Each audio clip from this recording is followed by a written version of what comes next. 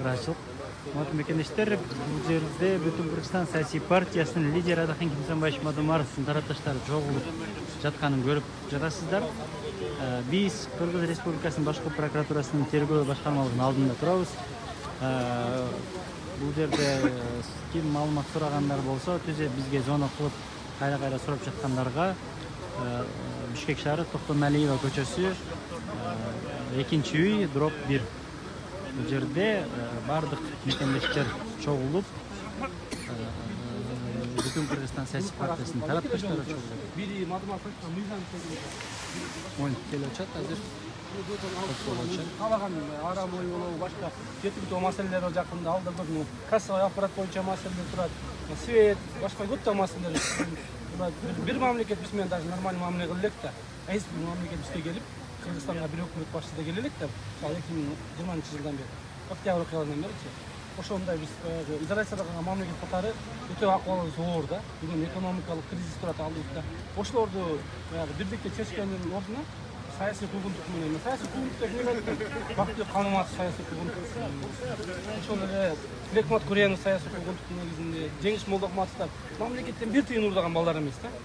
Жаш балдар, чыныгы мекен үчүн күйгөн балдар. Мына кемпир абат менен орто токой сактап калды, кандай аракеттер жүрдү. Ошол эле Мадумаров турду ошол жерде, Жеңиш Молдокматов жүрдү. Көрөт да шунун баарын өз көзү менен көрүп. Ушулардын эптеп болбогон шылтоолор менен камап атышпай, карайсың, фейк деп дегене, фейк эмес да, касаң фейк болду эле. Жеңиш Молдокматов бийликти базып алуу деп, Кудайды карап, логика жатпай турган немелер менен камасыз да, баарын чыга алды. Ойлойм, жакшылык менен бүткөн эгер мындай мамлекет башкарса, түшүнүк менен биз мамлекет башкарып калдык. Эртең чындыкты айттым деп, ким чындыкты айтып үнү бийигирээк көтөрүлдү, ошого кылмыш ишин козгоп баштады да мамлекет. Бул жакшылыкка алып келбейт. Эртең козгосун. Эгерде Мадумаровду камасаңдар 100 000, 200 000 деген кишиге дагы түрмөгө место даярдап кое берсин деп.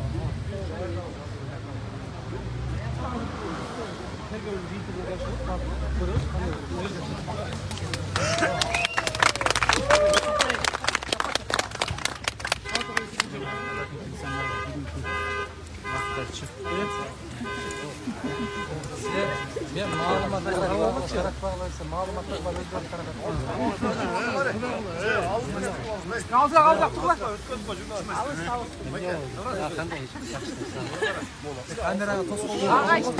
Ben de kolum karnıp olmuş şakay. Hem oy emne oluşu mümkün hem balдар бала кезде оюнга тойбой калган экен, эми ойношуп атат. Оператордун берүүнү. Бүгүн Садыр Жапаровдун маеги жарыяланды Чернечки каналынан, ал жерден ошол сизди Орозай Нарматованы боюнча да билдирүү жазат да, бул боюнча окудуңузбу, анан окусаңыз эмне деп атат? Мен Садыр Жапаровдун башкы прокурор же сот болуп калганын билбей турдум. Ал бир эле убакта тергөөчү да болуп атыптыр. Баардык кишилерге аныктама да коюп атыптыр.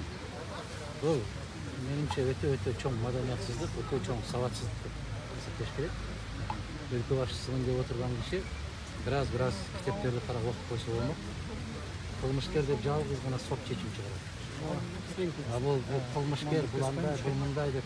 Мындай дейт да, жанагы кыргызда бир керемет макал бар да. Баягы кополураак болуп калат, эми мен анын деңгээлине түшпөй эле коеюн. Бирөөдөн шек санай берет да. Gözü bit bardıq maселелерди ошондой чечип жүргөн жигит болуш керек да.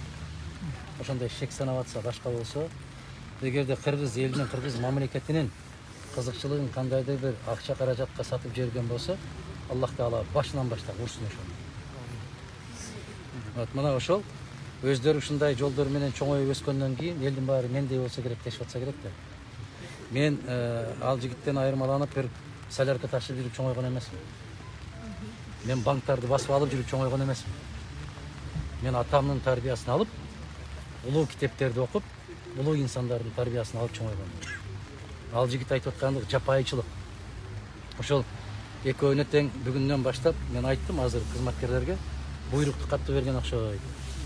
Эмне түштөн кийин ушундай болуп чуркап калдыңар десе, көрсө интервью берген турбайбы депчи. Эс алуу эрүүгүдө жатып алып ойлоп тапкан ошол болду. Аман болсун. Анын да жооп берер күнү келет. Ар бир сөз үчүн жооп берет бул жигит. Ошондой. Ошол 2009-жылдагы протоколду Жапаров Кыргызстандын пайдасына чечилбеген документ болду деп сыпаттап атат да. Анан негизи эле ушул протокол боюнча сиз эмне деп айтасыз? Ошол протоколду биз азыр башынан баштап кайра иликтеп чыктык. өткөндө келгенде да баштаганбыз. Азыр да иликтеп чыктык. Ошол эле Садыр Жапаров ал протокол юридикалык күчкө ээ эмес деп атат. Юридикалык күчкө ээ болбосо эмне муну көтөрүп жүрөсүң, атаңдан калган табарыктей кылып. Менден ушундай бир күмөн кетет да. Мүмкүн ушу жигиттер өздөрү ушуну жокко чыгарып беребиз деп убада берген сыяктуудай көрүнөт да. Себеп ал ошол эки тараптын мындай бир жерди алып алабыз дегендердин колун байлап койгон да. Чындасыңарбы, бул талаш жер да. Талаш жер болгондон кийин Лейлек менен Баткендин ортосунда карым катнаш үзүлбөсүн. Биз 2011-жылга чейин Кыргыз эгемен автожолдору деген долбоорду ишке ашырыш үчүн бул 5 долбоордун бири Ош Баткен Исфана, Бишкек Нарын Торогат, Ош Алай Эркештам, Бишкек Талас Тарас, бул стратегиялык жолдор. Ошолордун жолдордун курулушуна биз толугу менен ишке ашырышыбыз керек эле. Кыргыз айылынан келген автоунаа жаран бир да өлкөнүн чегин бир кадамда баспай Бишкекке чейин келиш керек. Тескерисинче Бишкектен чыккан киши айылына жетиш керек. Мына ошол момундай дарыядай болгон жерге эки жагына эки дотторду коюп алып, тажиктердин аскерлери, чек ара кызматкерлери ушундай кайтарууга алып, кыргыз кыз келиндерин баарын жалаңаштап чечиндирип алып, ит көрбөгөн кордуктарды көрсөтүп аткан жер эле ошол. Азыр келип алып баатырдык кылыштын кажети жок. Биз ошол маселени чечкенбиз. Ошол маселе ушундай чечилгендиги боюнча сыймыктанабыз. Сыймыктанабыз. Буюрса кыргыздын мындай бир көрүнүп келаткан кыраандарын баарын канатын кайрып келаткан кыргыз көз. Анан эртеси күнү айтабыз. Ушундай баатырлар болгон экен деп. Мына ошол Лейлектен чыккан, Сүлүктүдөн чыккан, Аркадан чыккан, Максаттан чыккан ар бир жаран Бишкекке чейин бир да бир тамчы бир жердин суусун кечпеш керек. Бир кадам бирөөнүн жеринен баспаш керек. Ал кыргыз жери менен келиш керек, кыргыз жери менен кетиш керек. Биз ошого жетишкенбиз. Ал үчүн сыймыктансак болот. Ушул окуялардын азыркы суракка байланыштуу, сизге байланыштуу окуялардын арты эмне менен бүтөт деп ойлоп атасыз?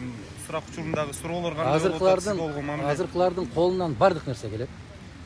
Мен айтып атпаймынбы, жанагы калемди көрсөтүп туруп бул эмне десем кашык деп да жооп берет мүмкүн.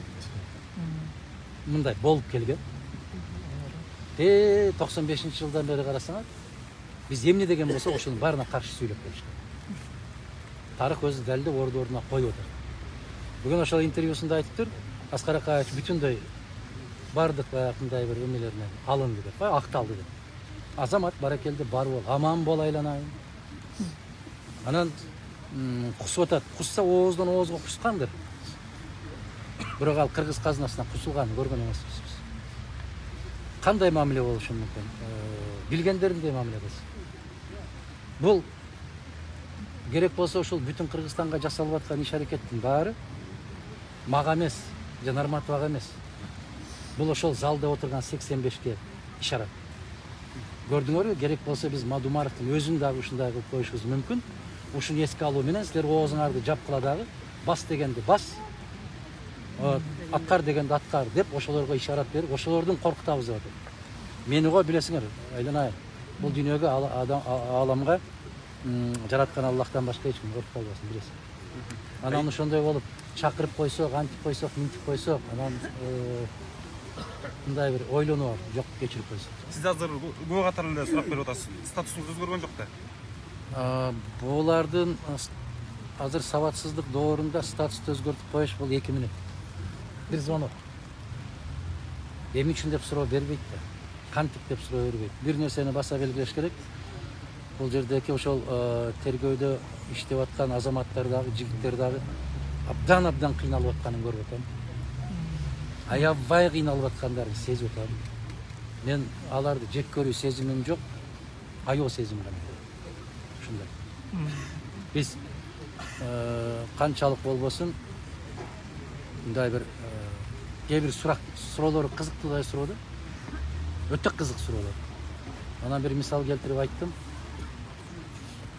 Касым Тыныстановду ушундай болуп кармаганда айтыптыр да, эмне үчүн десе, Касым Тыныстанов мындай деп жазган да, ороодо даның көп болсо, короодо малың ток болот деп жазган да.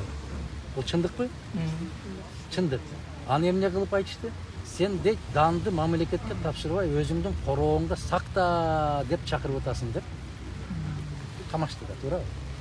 Азыр эми ушул жерде ушул талаш болуп аткан жер биздин кыргыздын 100% кыргыздын пайдасына чечилген. Ушул 49 жылдын ичинде бизден акылдуу, бизден эстүү азаматтар келип биз аларга далилдей албай атабыз. Себеп дарыянын эки четине тең автомат, пулемет, кумдан жанак каптарга толтуруп, дот куруп турушуп алган. Азаптын азабын көрсөтүшүп аткан. Ушул бизден эстүүлөр келгенге чейин талаш жер деп туруп, бирок биз жолду курушубуз керек. Кыргыз катташ керек. Жашоо токтобош керек деп чыккан маселенин ушунчалык деңгээлге көтөрүлүшүнө себеби эмне десеңиз бирөө гана ошол сабатсыздардын сабаттууларды көрө албастыр. Жанагы ошол ижарага алган мөөнөт 49 жыл бүткөндөн кийин жердин статусу кандай болушу мүмкүн? Жердин статусу эч кандай өзгөрбөйт. Себеп мен дагы бир жолу айтам, аны Садыр да айтып атат. Юридикалык күчкө эмес деп. Жердин макамы бир гана учурда өзгөрөт. Ал делимитация, демаркация. Делимитация, демаркация бир гана учурда болот. Ал эки мамлекет, эки тараптуу ратификация болгон. А бул маселе ратификацияга кирген эмес. Тескерисинче 24 декабрда Ош шаарында 2009 жылкы мен кеткенмин отставкага ал кезде бизден кийинки комиссиялар бүтүндөй топтолуп отуруп биз койгон тарапты аткарбагандыгы үчүн ошол токтомду толугу менен протокол толугу менен жокко чыгарышкан. Жок нерсе. Бүттү. Макул. Ийгилик, рахмат. Сиз калган тийишиз. Жакшы. Эртең. Рахмат. Сау бездем. Канчада? 9:30. Saat 9:30. Урматтуу мекеничтер. Биздин жогорку кеңештин депутаттары в полном составе десем шаарына чыкпайм.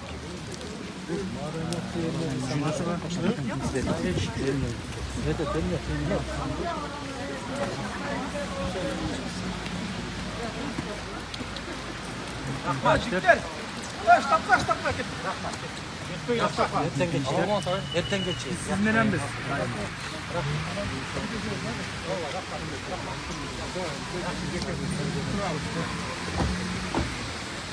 Урматтуу мекеничтер, азыр